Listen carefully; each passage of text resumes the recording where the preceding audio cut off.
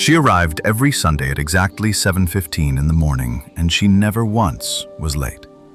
The nurses at Meadow Bend Assisted Living in Decatur, Alabama, had seen plenty of strange things over the years. Lost delivery drivers wandering the halls at midnight, a resident's parrot who escaped and spent 3 days living in the drop ceiling above the cafeteria, a family reunion that turned into a shouting match so loud the fire department was called.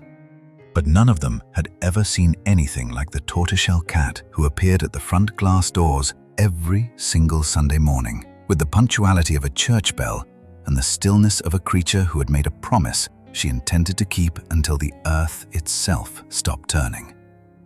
Her coat was a swirl of dark chocolate and burnt amber, threaded through with flecks of copper that caught the early Alabama light like pennies at the bottom of a wishing well. A deep nick ran through her left eyebrow, giving her face a permanently inquisitive expression, as though she had been born mid-question and never received a satisfactory answer.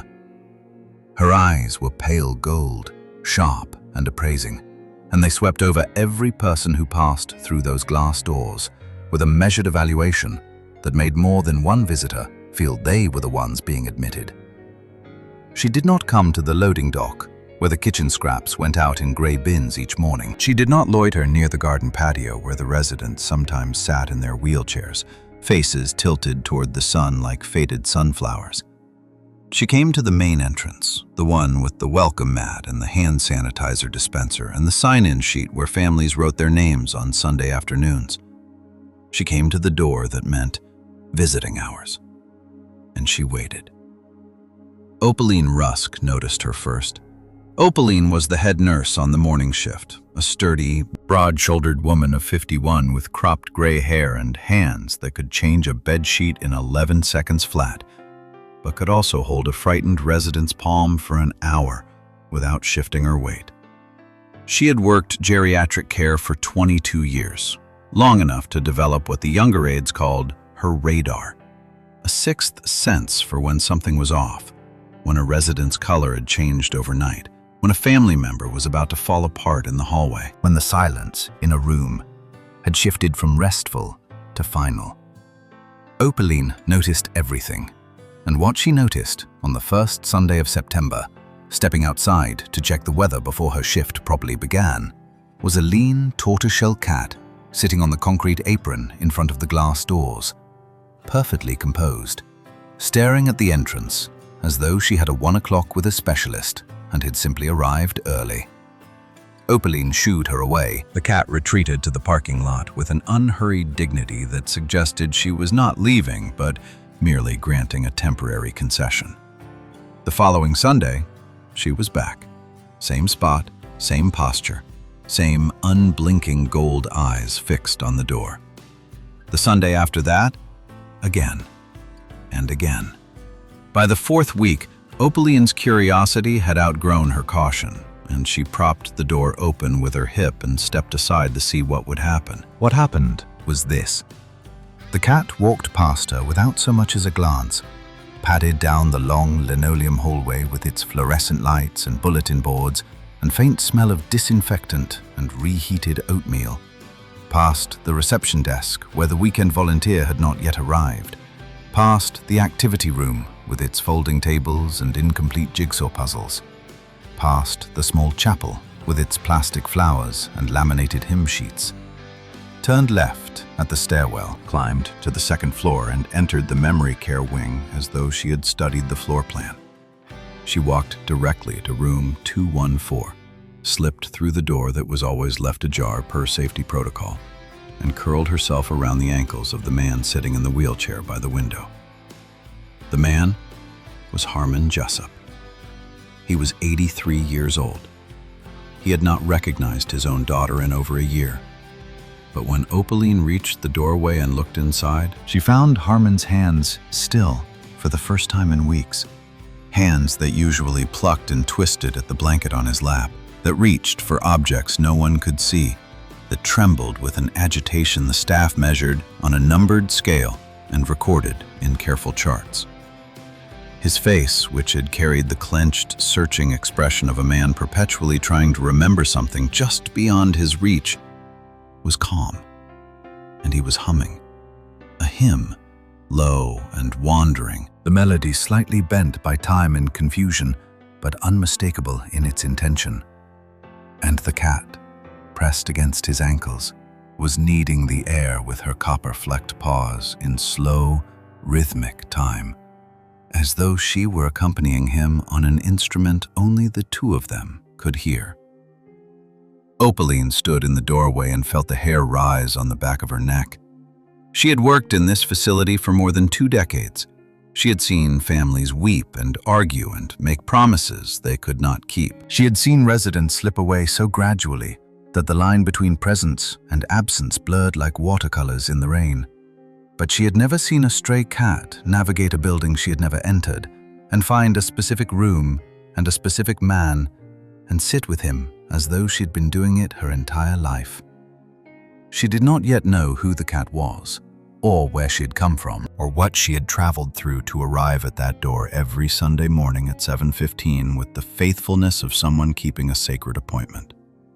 But she knew, with the certainty that 22 years of watching people at their most vulnerable had given her, that this was not coincidence. This was something else entirely. If you enjoy our videos and would like to help our channel stay strong, I invite you to discover my 30-day devotional, Pause of Grace. It's a simple way for you to support my work and, in return, bring messages of peace, resilience, and tenderness into your daily life. Each story was chosen to comfort your heart, like the little kitten who took her first brave step out of the rain. You can find the blue link right below in the first pinned comment. I thank you from the bottom of my heart for walking this journey with me. And the story behind it, when it finally came to light, would break open a silence that had been suffocating 3 generations of the same family and reveal that the smallest hearts sometimes carry the longest memories. The cat would come to be called Sabbath, though not right away. For the first several weeks, the staff at Meadow Bend simply called her the Sunday Cat, and the name carried through the hallways like a small piece of folklore, repeated by aides during shift changes and whispered between residents who had glimpsed the dark shape padding past their doors. But the name that stuck, Sabbath, came later, from a source no one expected, and it carried a weight that would take months to fully understand. Opaline told Darcy Jessup Kell about the cat during Darcy's next visit, a Wednesday evening in early October, when the light was fading early and the Meadow Bend hallways had taken on that amber, end-of-day quality that always made the place feel smaller and sadder than it did in the morning. Darcy was 47, though she looked older. She was a hospital billing clerk who spent her days translating human suffering into insurance codes, a job that required a particular kind of emotional compartmentalization that she had, over the years, applied to every corner of her life. Her hair was pulled back in a clip that was always slightly crooked.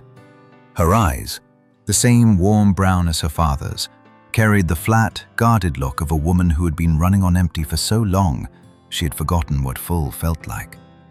Her ex-husband had left her with a mortgage that consumed most of her paycheck, and 2 teenage sons who needed braces and new shoes, and a mother who was present in ways she did not always have the energy to be. And her father, the man who had taught her to identify birdsong by ear when she was 6, who had let her sit on the piano bench beside him every Sunday morning while he played hymns in their living room on Moulton Street, who had carried her on his shoulders through the Morgan County Fair every September until she was far too big for it. Her father was disappearing, one memory at a time, behind a door she could not open and he could not find. When Opaline mentioned the tortoiseshell cat, Darcy's reaction was not what Opaline expected. There was no surprise, no curiosity, no warmth. What crossed Darcy's face was something sharp and compressed, guilt wearing the mask of irritation. She said she had surrendered the cat for good reason. She said the apartment complex did not allow animals. She said she did not want to discuss it. Her voice was even, controlled, and as thin as glass. Opaline, who had raised 4 children and buried a husband, and had long ago learned that the sentence, "I don't want to talk about it," almost always means I cannot bear to talk about it. Let the subject rest. She did not push. She did not argue. She simply filed the information away in the same internal cabinet where she kept every observation that might matter later, and she waited. But she also kept opening the door on Sunday mornings. What Opaline began to document, quietly, in a small spiral notebook she kept in her locker, was the effect of the cat's visits on Harmon's clinical presentation. She had been a nurse long enough to distrust anecdotes, to know that hope can make you see improvement where none exists. So she tracked the numbers. Harmon's agitation scores, the standardized metric the staff used to quantify his confusion, his restlessness, his episodes of distress, averaged between 7 and 9 on a 10-point scale during the week. On Sundays, after the cat arrived, they dropped to 3, sometimes 2. The difference was so consistent, so stark, that Opaline brought it to Dr. Renard Pace, the facility's attending physician, a methodical, silver-haired man in his early 60s who wore bow ties and who approached medicine the way an engineer approaches a bridge, with data, with caution, and with a deep suspicion of anything that could not be measured. Dr. Pace was skeptical. He reviewed Opaline's notes with the careful, unhurried attention he gave to everything, and he agreed that the pattern was notable but cautioned against drawing conclusions from an uncontrolled observation. He did not say, no. He said, let me see more data, which Opaline understood was Dr. Pace's way of saying yes without admitting it. Meanwhile, the Sunday visits were becoming something larger than a curiosity. Other residents in the memory care wing had begun responding to Sabbath's presence. The cat moved through the second floor with an unhurried deliberation, pausing at doorways, sitting outside rooms where the air felt heavy, and making a sound. A low, barely audible chirp, almost like a question, that she seemed to reserve exclusively for people who were confused or frightened. It was not a meow and not a purr. It was something between the two, gentle and persistent. A sound that seemed designed not so much to comfort as to orient, as though the cat was saying, I am here. Here is safe. You can stop looking now. An 89-year-old former schoolteacher named Idel Brashear, who lived in room 208 and who had not initiated a sentence in months, spending her days in a wheelchair with her hands folded and her eyes focused on some middle distance only she could see, reached down one Sunday as Sabbath paused outside her door and said, "Pretty girl," in a voice so clear and so present that the aide standing nearby dropped her clipboard. The aide, a young woman in her 20s who had only been working at Meadow Bend for 4 months, told Opaline later that the sound of Idel's voice had startled her more than any emergency alarm because she had begun to believe that Idel's voice was simply gone, the way a river can dry up and leave only the bed where it used to flow. But it was not gone. It had only been waiting for something worth speaking to. The news traveled. Idel's granddaughter, a 24-year-old social work student named Thea Brashear, drove down from Birmingham the following weekend after her mother called her crying. Thea arrived at Meadow Bend on a Sunday morning, tall and serious-faced, with the particular intensity of a young person who has chosen a profession built on the belief that systems can be changed if you push hard enough. And she sat in room 208 and watched her grandmother stroke the tortoiseshell cat and whisper words that Thea had not heard in months. And she decided, with the quiet fury of someone who has just witnessed something precious being held together by luck and unauthorized kindness, that she was not going to let this be taken away. But it was about to be, because Colton Farris had found out. Colton Farris was 40 years old, lean and precise, with close-cropped hair and the kind of posture that suggested he had either served in the military or wished people would think he had. He had transferred to Meadow Bend from a large corporate-run facility in Huntsville 6 months earlier, and he managed the building the way he had been trained to manage it, by the numbers, by the codes, by the binder of regulations that sat on his desk like a second Bible. He was not a cruel man. He was, In many ways, a frightened one. Frightened of liability, of lawsuits, of the phone call from corporate that would tell him his facility had failed an inspection because someone had let a stray animal wander the memory care wing. He had built his career on the principle that following the rules was the same as doing the right thing, and the principle had served him well enough that he had never been forced to examine whether it was true. When Colton discovered that Opaline had been allowing an unvaccinated, unregistered animal into the building every Sunday for weeks, his reaction was immediate and absolute. The visits would stop. The doors would remain locked. The cat was a health code violation, a liability risk, and a precedent he was not willing to set. Opaline argued. She showed him the agitation data. She described what had happened with Idel Brashear. Colton listened politely, the way a man listens when he has already made his decision and is simply waiting for the other person to finish talking. And then he said no. The following Sunday, Sabbath arrived at 7:15 as she always did.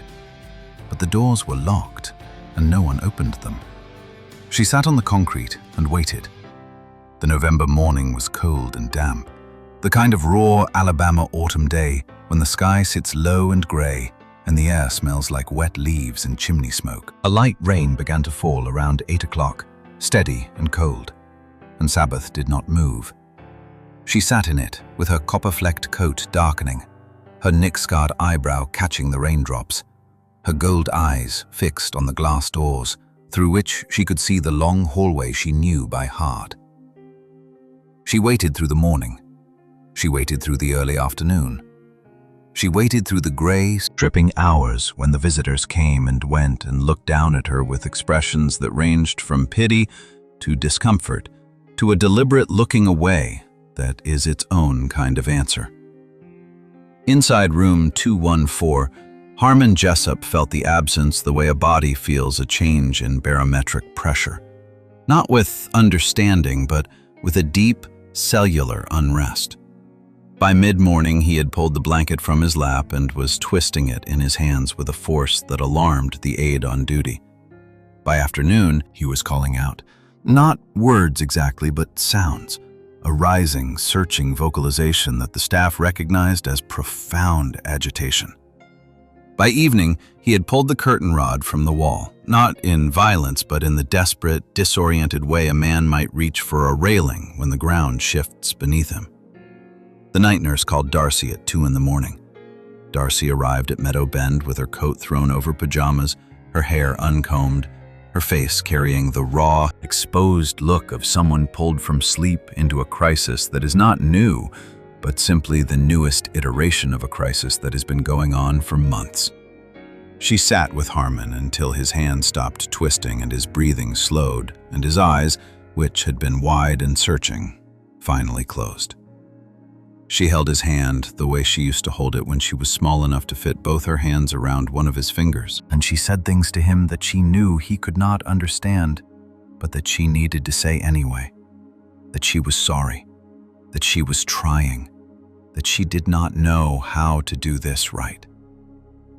When Harmon was asleep, Darcy walked through the silent hallway toward the exit. The facility was dark except for the emergency lights that cast a pale green glow along the baseboards. She pushed through the front doors and stepped into the pre-dawn cold. And there, still sitting on the wet concrete in the 4 in the morning dark, was Sabbath. The cat had been there for nearly 21 hours. Her fur was soaked flat against her body. Her eyes were half closed against the cold, but she was still facing the door. Something inside Darcy, something she had been holding together with wire and willpower and the daily, exhausting effort of being a mother and a daughter and an employee and a person who could not afford to fall apart, bent. It did not break cleanly. It bent. The way a steel beam bends under weight it was never designed to carry. And the sound Darcy made as she sank down onto the wet curb in the parking lot and pressed her palms against her eyes was not crying exactly. It was closer to the sound of a door being forced open from the inside after being locked for a very long time. She stayed there until the sky turned gray, and the first birds began to call from the Bradford pear trees along the Meadow Bend fence, and the cat, who had not moved all night, shifted on the concrete and looked at her with those gold eyes. And the two of them sat in the cold morning rain like two creatures who had both lost the same person and did not yet know how to say so. The shift began slowly, the way all real shifts do. Opaline, who had spent the weekend writing and rewriting a document she had never imagined herself producing, submitted a formal petition to Colton requesting a therapeutic animal exception for Sabbath. The petition was backed by 8 weeks of agitation data, graphed neatly on spreadsheet paper that Opaline had borrowed from the billing office, and by a letter from Harmon's neurologist in Huntsville stating that non-pharmacological interventions, including animal-assisted interaction, were supported by current literature for patients with advanced cognitive decline. Dr. Pace added his cautious endorsement, noting the statistically significant reduction in agitation scores that he had now reviewed himself. Colton read the petition. He tabled it. He said he would review it with corporate. The weeks passed. But Opaline was not a woman who fought only on one front. She called Darcy on a Tuesday evening and asked her, plainly and without judgment, to come to Meadow Bend on a Sunday and see what happened when Sabbath was with her father. The ask was simple. The weight behind it was not. Opaline understood, in the way that only someone who has spent decades at the bedside of fading minds can understand, that Darcy's resistance was not about the cat. It was about the unbearable mathematics of love and loss. That seeing her father calmed by an animal she had given away meant admitting she had taken something from him that mattered, and that the guilt of it was easier to carry if she never had to look at the proof. Darcy resisted for 2 weeks. She said she was busy. She said Sundays were her only day to sleep in. She said the boys had activities. Then, on the 3rd Sunday, she came.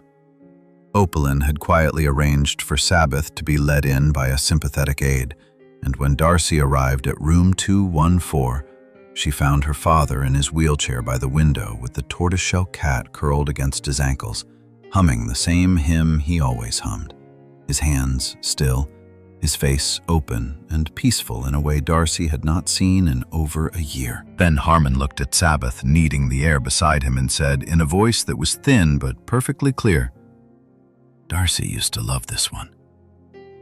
He was not looking at his daughter. He did not know she was standing in the doorway. He was speaking to the cat, or to the music, or to the memory that the cat and the music together had unlocked from whatever room inside his mind still held it. But he had spoken her name.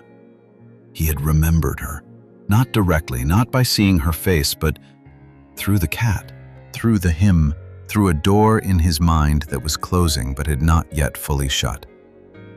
Darcy backed into the hallway.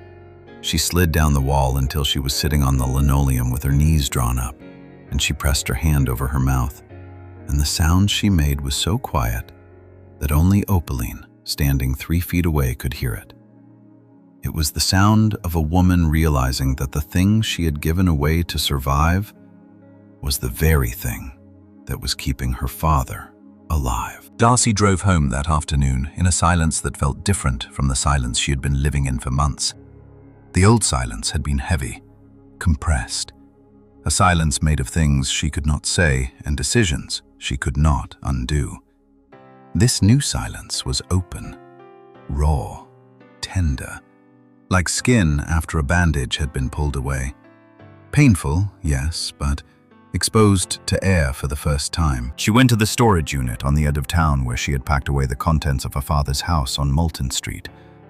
The unit smelled like dust and old cardboard and the faintest trace of lemon furniture polish that Harmon had used on everything, including things that were not furniture. She found the box marked study and dug through it.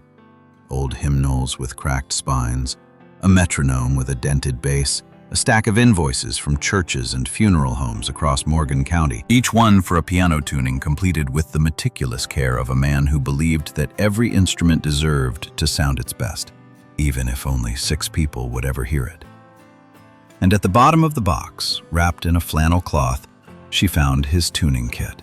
A leather case worn soft as skin from decades of use, filled with tuning forks and felt strips and a temperament wrench that had been in Harmon's hand more often than a pen. She brought it to Meadow Bend the following Wednesday and placed it on the windowsill of room 214, where her father could see it from his wheelchair. Harmon did not speak. He did not seem to register the object at first. But late in the afternoon, as the light shifted and the worn leather caught the sun, he reached out and touched the case with both hands, running his fingers across the surface the way a person touches a face they have not seen in years. With a tenderness so careful, it was almost fear, as though he was afraid the feeling would vanish if he held it too tightly. His fingers found the brass clasp and rested there, and his lips moved, and the aide, who was charting in the corner, swore she heard him say, "Sunday," in a voice no louder than breath. By January, Darcy had become Sabbath's unofficial Sunday escort. The cat appeared each week in the parking lot of the First Presbyterian Church down the street from Meadow Bend, the same church where Harmon had found her as a kitten 3 years earlier, tucked behind the recycling bins, half-starved and small enough to fit in the pocket of his corduroy jacket. Whether Sabbath had been sheltering near the church all along, or whether she arrived there from some other hidden place in Decatur's web of alleys and drainage ditches and overgrown lots, no one could say. But every Sunday she was there, sitting on the low stone wall near the parking lot entrance, grooming her copper-flecked paw with a calm precision that suggested she had been waiting only a reasonable amount of time and was not in the least concerned. Darcy would pull up in her aging sedan, open the passenger door, and Sabbath would hop in and sit on the seat with the composed dignity of a passenger who had somewhere important to be. The first few Sundays, Darcy did not speak during the short drive. She simply drove, and the cat simply rode, and the distance between them was measured not in feet, but in all the months Darcy had spent trying not to think about the animal she had surrendered at the Morgan County shelter, with a hand that shook so badly the intake volunteer had asked if she was all right. But the silence thawed. Darcy began talking to Sabbath the way her father had talked to her. Softly, conversationally, the way people speak to animals when they need to say things they cannot say to humans. She told Sabbath about the boys, about the mortgage, about the fear that she was failing at everything simultaneously. She told her about Harmon before the diagnosis, how he could tune a piano by ear so perfectly that the church choir director in Athens once said his work made her feel closer to something she could not name. She told her about the arguments they had never had, because Harmon was not a man who argued, and how that gentle steadiness had been the foundation she had built her entire life on, and how terrifying it was to watch that foundation dissolve like salt in water, grain by grain, until what remained looked the same but held nothing. Sabbath listened in the way cats listen, with her body angled toward the voice, her gold eyes half closed, her paws tucked beneath her chest. And on those short Sunday morning drives through the quiet streets of Decatur, past the brick churches and the pecan trees, and the houses with their American flags in their sleeping gardens, Darcy began to feel something she had not felt since the day her father was admitted to Meadow Bend. She began to feel accompanied. Colton Farris held out until February. The pressure had been mounting from multiple directions. Opaline's relentless professionalism, Dr. Pace's data, the families of 3 other residents who had witnessed Sabbath's effect on the memory care wing and who had written letters of their own. But the letter that finally tipped the balance came from Thea Brashear, Idell's granddaughter, who had been volunteering at Meadow Bend every weekend since the day her grandmother spoke those 2 words. Thea's letter was not emotional. It was precise, researched, and unsparing. She cited studies on animal-assisted therapy in memory care settings. She quoted federal guidelines on compassionate accommodations, and she concluded with a single sentence that Colton read 3 times. Denying a demonstrated therapeutic intervention to vulnerable patients because it does not fit neatly into a compliance binder is not caution. It is a choice. and choices have consequences. Colton approved a 3-month trial. The conditions were strict: veterinary clearance, scheduled hours, supervised visits only. Sabbath was examined by a veterinarian in Decatur who pronounced her healthy, slightly underweight, and remarkably well-tempered for a cat who had been living rough for the better part of a year. Opaline designated Sunday afternoons as official visiting hours, and the arrangement was formalized with the kind of paperwork that Colton needed to sleep at night. And Sabbath walked the memory care wing like she had been born to it. She moved from room to room with her unhurried, deliberate gait, pausing at doorways, sitting outside rooms where the air felt troubled, chirping her small orienting sound, that low, persistent note that seemed to say, "I am here, and here is safe." The residents responded to her in ways that startled even the most experienced staff. Hands that had been clenched relaxed. Faces that had been blank softened. A 91-year-old man in room 220 who had not fed himself in weeks picked up his spoon one Sunday while Sabbath sat on the foot of his bed and ate his entire portion of applesauce. The memory care wing, which had always carried the particular heavy quiet of a place where people are slowly drifting away from themselves, began to feel different on Sundays. Lighter, more present, as though the cat's small body carried a frequency that tuned the air around her and reminded it what warmth was supposed to feel like. Spring came to Decatur the way it always comes to North Alabama, all at once, overwhelming, smelling of red clay and fresh-cut grass, and the jasmine that climbed the Meadow Bend fence in thick, fragrant ropes. Darcy, who had been visiting only on Sundays, began coming on Wednesdays, then Fridays. She sat with Harmon and told him stories he could not hold but seemed to feel, about the boys, about the house on Moulton Street that she was thinking about driving past again, about the Sunday mornings at the piano when she was small enough that her feet did not reach the pedals, and Harmon would let her press the keys while he adjusted the tuning by ear, and the room would fill with the sound of something being made right. It was Thea who suggested the music afternoon. She had been volunteering at Meadowbend as part of her graduate fieldwork, organizing small group activities in the common areas, and she had borrowed an electric keyboard from her church in Birmingham.